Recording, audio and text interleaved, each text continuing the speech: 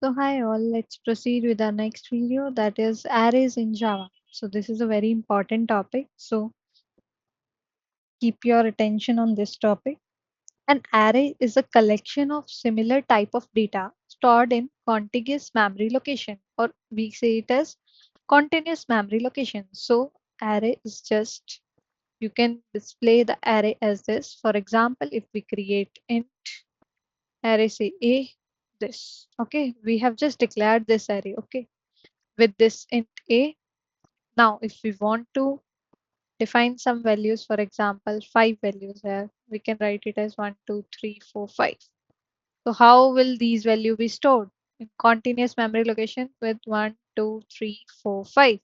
This is an example of array. It is used to store multiple values of same data type using one variable name. This is one variable name and data type for all will be int. So why do we need arrays? Suppose you want to store marks of 5 students. This is just a simple example. But if you see a class has 50 to 100 students, right? We are just considering 5 students. And if we want to store marks of 5 students, then we are giving it like mark one integer. We are creating five different variables, like five different variables, and we are taking five times writing them and writing their values or assigning them literal or value. And if we have 50 to 100 students, then there will be too many variables and it will be difficult to manage and it will be a bad coding practice. But if you will use array, then what will happen? You can just take one variable, that is marks, and you can take integer as the data type and you can store the values of all the students. Like here you were taking five different values, here in just one variable you have assigned all the values. This is much better approach.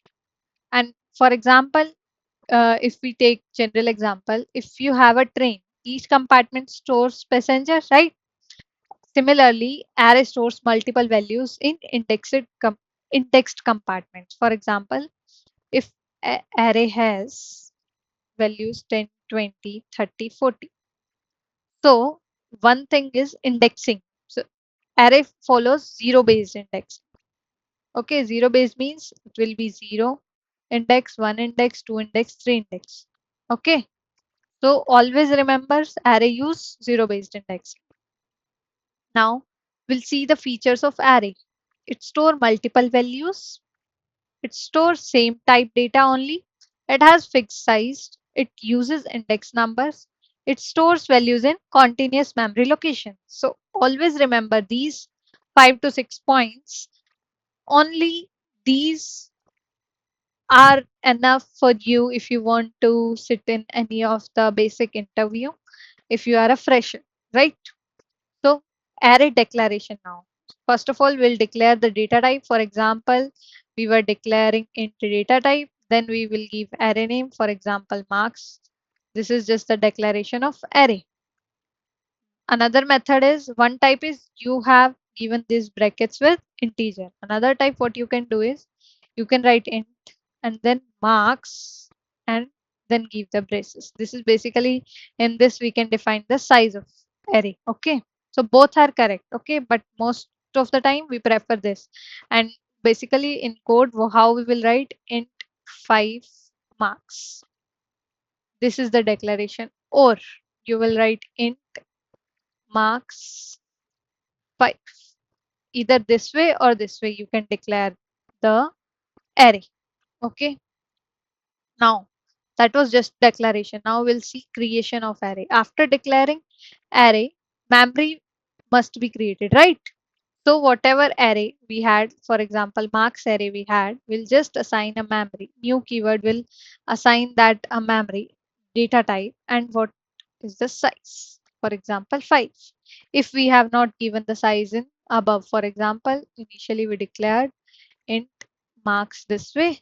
This is the declaration and then we created this data type, right?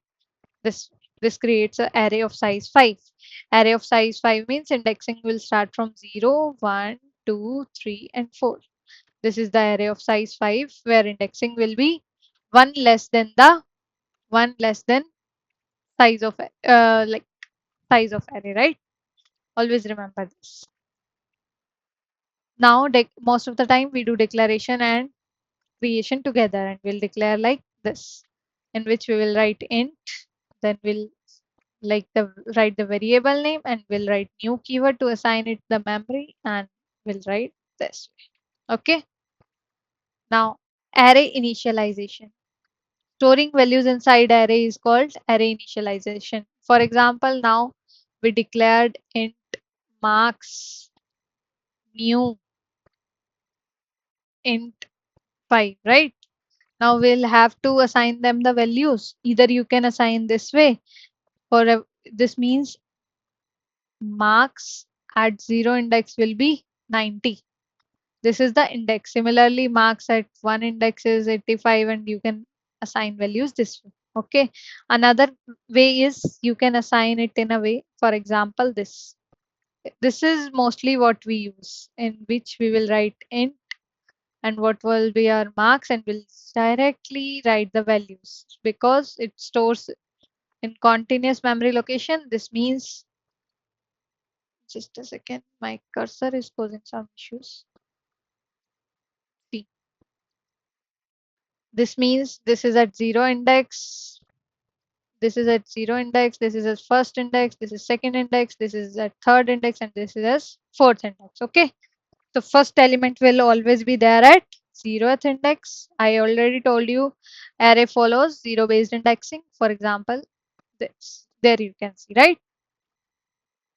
Now, if we will just proceed with this in VS Code first so that you can catch up with what I am saying. So let's proceed with VS Code, and we'll create a array file, array.java. So here, first of all, we need to write public class array, right? Then public static void main string arguments command line we need to give. And now tell me what we are supposed to do. We are just creating a, for example, we are just creating here numbers array of type integer, in which we have assigned it 5 values, 1 2 3 4 5, and we are just printing using system.out.println. This plus, you can don't need to confuse this because this is just a concatenation. This we will see in string video. For now, just see, this will print first element, then whatever value is at number 0. Number 0 is to get the value at index 0. Okay, index 0 value is 1. At index number 1, the value is 2. At index number 2, value is 3. At index number 4, value is 5. Index number 4 value is 5 because this is the third index. Always remember, array follows 0 based indexing. Till now, we'll just run this, then I'll show you. I don't want you to get confused with looping of array. We'll see that later. So I'll just run this program, and we'll see, we'll get the output as first element 1, second element 2, third element 3, fourth element 4, and fifth element 5. But if I ask you what is the value at index 1, that is value 2, because it array follows 0 based indexing, right? So till now, I think you are clear with what I told. Now we'll see how can we access array elements that we have just now seen. With number 0, we were accessing the value at index 0, right? Similarly, here you will write the array name and you will write the index of array. For example, if we have 3 values in this array and we want value at index 0, that is 10, then we'll write this way, right? And we'll use system.out.println, and don't forget the semicolon. And if we want value similarly at last index, that is index second, that will be ARR of 2, right? And here we will write system.out.println, right? Now, changing array values. For example, if you want this 20 to get replaced with 50, Okay, so what you will do? You will just write the array value at index 1 equals to 50, and your array values will become 10, 50, and 30. And arrays are mutable, means the values of array can be changed. Arrays you can modify. Okay, now let's proceed in VS Code and we'll see how can we change the values, right? This is very easy, but still I am teaching you so that you get a better understanding of what we are going through, right? So I'll just open up VS Code. See.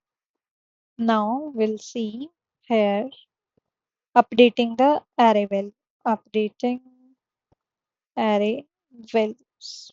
For example, here we have numbers array. So we'll take numbers 2 equals to 10, index 2, and updated third element it will print later on. And then also we can print the complete array, right? We can, if you want, I can print it for you. I'll just copy paste these lines of code.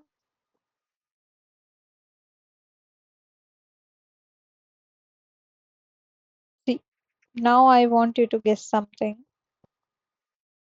What should be the value at this position? I want to know this from you. See, initially it printed 1, 2, 3, 4, 5 because till now we have not updated the array value, right? Once we updated the index second with 10, so it will update. The index second means third element. So it will update. Updated third element we printed 10. And then if we will print all the values, you will see that the third element is replaced with 10.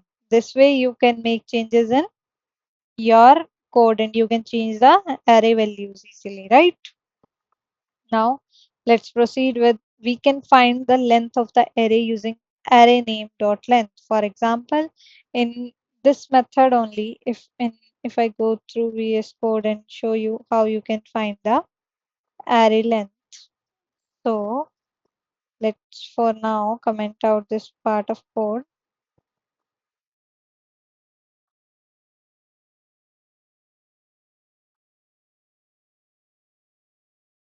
Array length. So for this you will write system dot out dot println length of array numbers dot length. Don't get confused with putting parentheses after this length that we use in strings, not in case of array. So remember this difference between length function and length we use for array. So here the length of the array is 5. Okay. So now let's proceed back with our PPT. So we have seen already how we check the length of the array. Now traversing array using loop. We can traverse array using for loop or for each loop, right? For loop, we are just initializing with 0 and we are going to the end. Array dot length means to the end of the value present in the array and we are incrementing it one by one and we are printing the values, right? For example, if I will show you this, mm, uh, could you see my, yeah, see, if we have, for example, int marks, right? Here we should not forget this, right? 10, 20, 30. Okay. This is comma not semicolon. Semicolon will come here. And if we want to print values, we will write for int I equals to 0, index 0 till index 0. Either we can take index less than equal to index 1, index 2, right?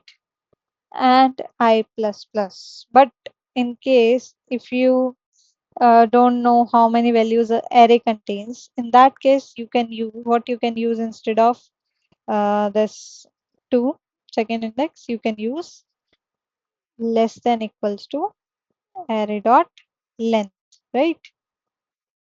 Then you can use this. And here you can, whatever you can do, system dot out dot println, and what is the variable, and you use the indexing of that, right? So what will happen in this case? First of all, it will go to index 0, means index 0.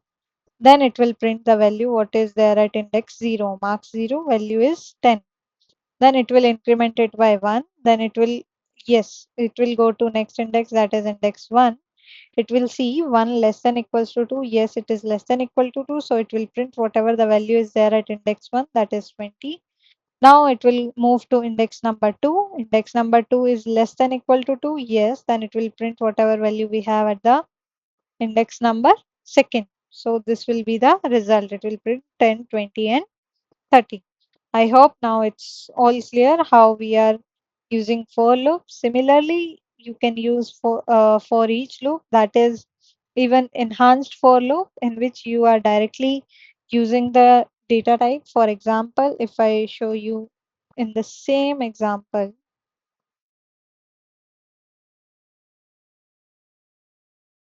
for each loop can be, for each loop is generally enhanced for loop. Integer type values we have, you can take anything, for example, index values in marks array, and you can just print system, this s will be capital dot out dot println, and you can print marks of I. This way you can, this is for each loop, and the one we have seen previously here, this is the for loop, right? So now I think this is all clear. We can see this in editor also. So the code part I have commented before, which I was, this loop through array was the same for loop, in which we are going from index 0 to the less than numbers dot length. See, this was the thing I want you to get. I asked you less than equal to number dot length. No, it should be, because the length will get calculated from 1. So we always take value either less than numbers dot length or less than equals to numbers dot length minus 1, right? Now if I loop through this, I will just show you what is the output. It will print all the values. All elements in the array are 1, 2, 10, 4, 5, because we have updated the values. This was for loop. Now I can show you for each loop, right? For int, for example, I, or we can say anything like j in numbers, right? Then we can print this j. You will see all the values will get printed here. It will not print because we have just written j. We should write numbers j. See, it will throw out errors. First we need to rerun it.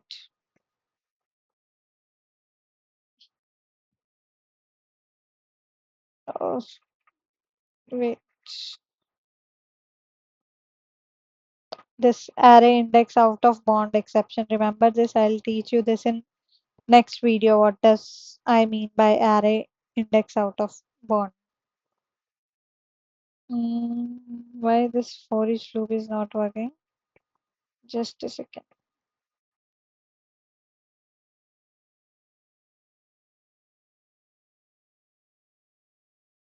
It should work. Here we need not to write.